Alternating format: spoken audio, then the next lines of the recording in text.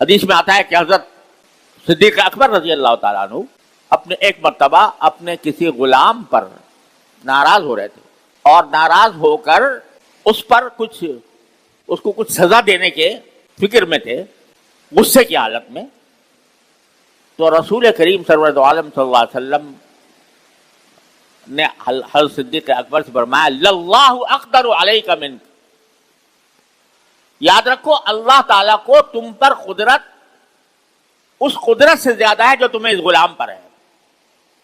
یہ غلام تو تمہارے ہاتھ میں ہے، تمہاری ملکیت ہے، تم چاہو تو اس کو مار سکتے ہو، تمہارے پاس یہ قدرت ہے، طاقت ہے، لیکن اللہ تبارک و تعالیٰ کے پاس جو قدرت ہے وہ تمہاری اس قدرت سے کہیں زیادہ ہے.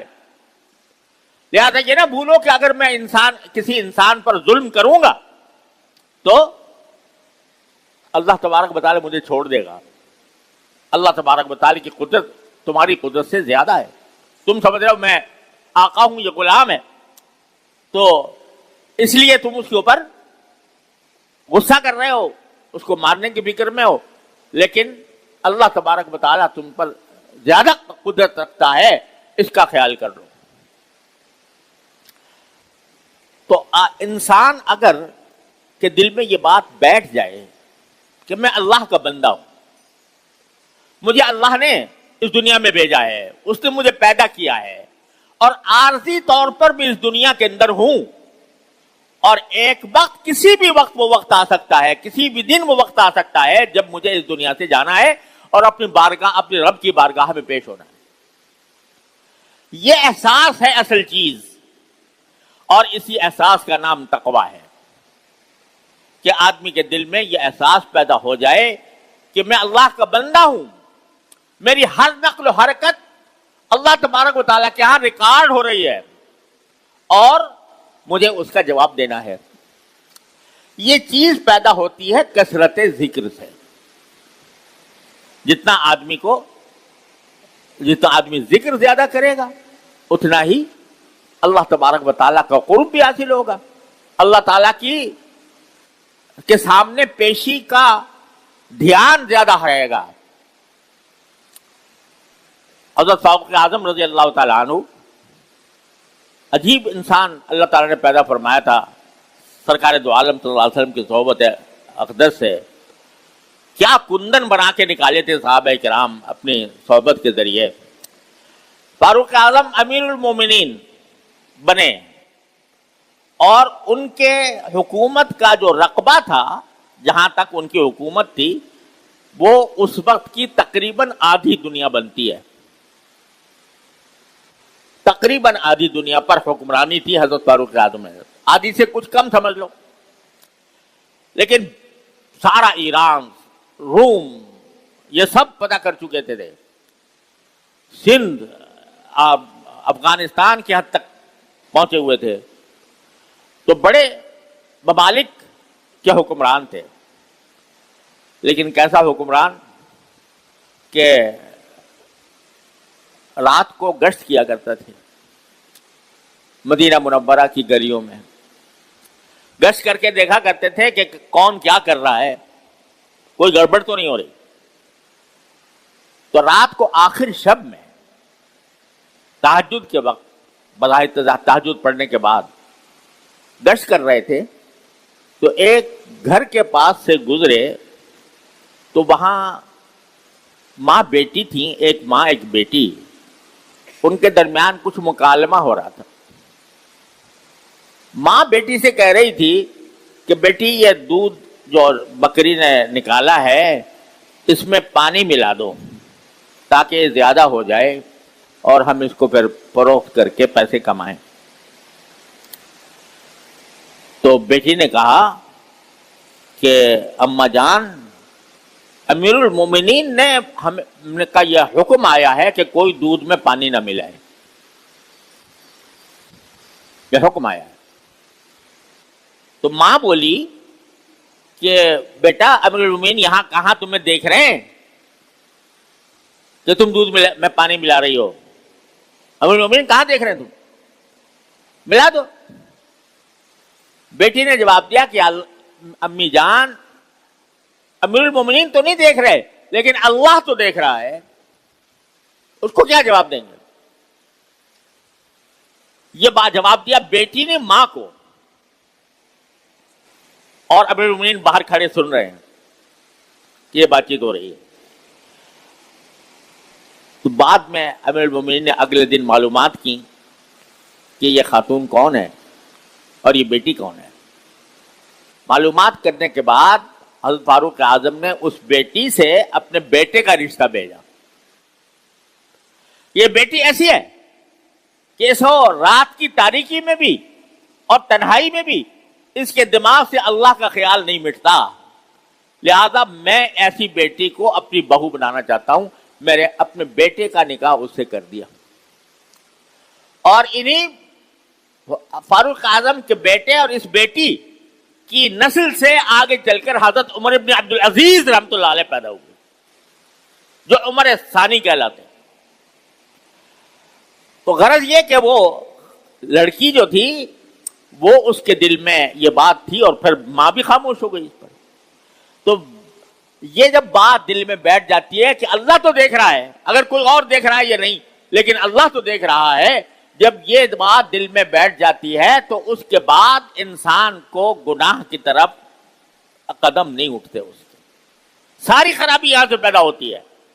ہمارا دل چاہا، ہمارے نفس کی خواہش پیدا ہوئی کسی گناہ کرنے کی، تو ہم فوراً اس کے اوپر لپک پڑے۔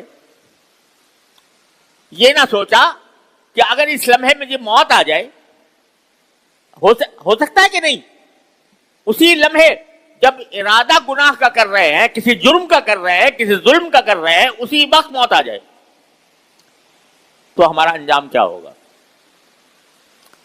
تو یہ جو ہم لوگ غفلت میں مبتلا رہتے ہیں، اللہ تبارک و تعالیٰ کی بارگاہ میں پیش ہونے سے غفلت، یہ ہے سارے فساد کی جڑ، سارے گناہوں کی بنیاد، سارے جرائم کی وجہ یہ ہے۔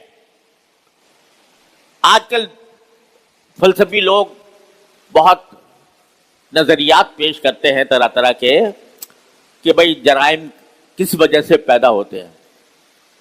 کوئی کہتا ہے کہ جرائم ہوتے ہیں تعلیم نہ ہونے کی وجہ سے، تربیت نہ ہونے کی وجہ سے۔ ٹھیک ہے، یہ بھی ایک سبب ہوتا ہے، لیکن یہ بتاؤ کہ جہاں تعلیم 100% ہے، کوئی انسان غیر تعلیم یافتہ نہیں ہے جن ممالک میں، مغربی ممالک میں، پھر وہاں جرائم کیوں ہوتے ہیں؟ وہاں چوریاں کیوں ہوتی ہیں؟ وہاں ڈاکے کیوں ڈالے جاتے ہیں؟ وہاں زنا بالجبر کے اقدامات، جہاں زنا کی چھوٹ ملی ہوئی ہے، کھلی چھوٹ ہے، وہاں پر زنا بالجبر کے واقعات کیوں ہوتے ہیں؟ کوئی کہتا ہے کہ جرائم کی وجہ یہ ہوتی ہے کہ غربت ہے، غربت کی وجہ سے لوگ جرائم پیشہ بن جاتے ہیں۔ اچھا بھائی، جہاں غربت نہیں ہے، جہاں دولت کی ریل پیر ہے، کوئی بھی آدمی غریب نہیں ہے، ایسے ممالک بہت سے موجود ہیں، مگر وہاں دیکھو رشوت ستانی کا اور لوگوں کی حق تلفیوں کا جتنا انجام ہوتا ہے، جتنا بوجھ ہوتا ہے، وہ بسا اوقات غریب ملکوں میں اتنا نہیں ہوتا۔ یہ جو آپ دنیا میں مشہور ہے نا کہ بھئی امریکہ میں بڑے اور برطانیہ میں بڑے خوش اخلاق لوگ ہوتے ہیں اور وہ اس خوش اخلاقی کے ساتھ بات کرتے ہیں، تو یہ خوش اخلاقی بے شک اچھی چیز ہے، یہ تو ہماری صفت تھی، لیکن یہ خوش اخلاقی جب قوموں پر ڈاکے ڈالنے کا مسئلہ آتا ہے، جب انسانوں کے خون بہانے کا وقت آتا ہے، تو یہ ساری خوش اخلاقی دھری رہ جاتی ہے۔ آج دیکھو غزہ میں کیا ہو رہا ہے، غزہ میں چھوٹے چھوٹے بچوں کو، نوزائیدہ بچوں کو، عورتوں کو نشانہ بنا کر قتل کیا جا رہا ہے، ہسپتالوں پر بمباری ہو رہی ہے۔ کس کی طرف سے ہو رہی ہے؟ اسرائیل کی طرف سے؟ اسرائیل نہیں، اسرائیل کے پیچھے جو بیٹھا ہے امریکہ، اس کی طرف سے۔ وہ امریکہ جو آزادی اظہار رائے کا ڈھنڈورا پیٹتا ہے، جو انسانوں کے حقوق کی بات کرتا ہے، اس کو گستاخی اور آزادی اظہار رائے صرف نبی کریم سرور دو عالم صلی اللہ علیہ وسلم کی شان میں گستاخی کے وقت نظر آتی ہے. اور اگر اس کے جو غلام بیٹھے ہوئے ہیں مختلف ملکوں میں، وہ انہوں نے اگر گلا گھونٹ رکھا ہے اور کوئی اگر فلسطین کی آزادی کا نعرہ لگائے، فلسطین کے حق میں آواز بلند کرے، اس کا گلا گھونٹ دیا جاتا ہے. وہ آزادی اظہار رائے کے خلاف نہیں ہے. تو یہ جرائم، کیا دولت کی کیا کمی ہے امریکہ کے پاس؟ کیا کمی ہے اسرائیل کے پاس؟ لیکن وہ ظلم کر رہے ہیں. وہ کس لیے؟ کہ اللہ کے سامنے جواب دہی کا احساس نہیں. پتہ نہیں ہے کہ ہم جب مریں گے تو ہمیں ایک ایک انسان کے خون کا جواب دینا ہوگا. یہ ساری جو فلسفے ہیں یہ محض ظاہری اسباب کی نشاندہی کرتے ہیں، حقیقت کی نشاندہی نہیں کرتے.